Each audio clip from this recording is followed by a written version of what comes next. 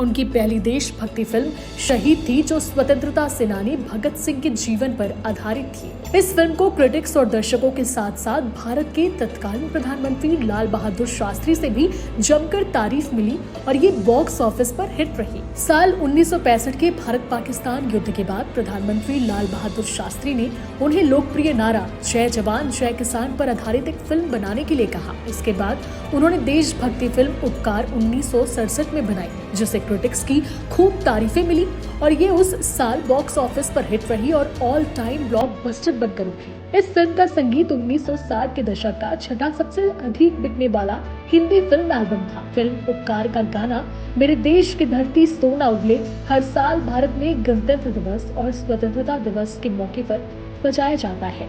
इस फिल्म के गाने की पॉपुलैरिटी देखते हुए मनोज कुमार को मीडिया ने भारत कहना शुरू कर दिया और फिर उन्हें भारत कुमार कहा जाने लगा। हालांकि उपकार लाल बहादुर शास्त्री के कहने पर बनी थी, लेकिन वे इसे देख नहीं पाए क्योंकि ताशकंद के दौरे पर लाल बहादुर शास्त्री की मौत हो गई थी। वे इस दौरे से लौटकर ये फिल्म देखने वाले थे। ऐसे में शास्त्री जी को फिल्म ना दिखा पाने का अफसोस ताउम्र मनोज कुमार को रहा।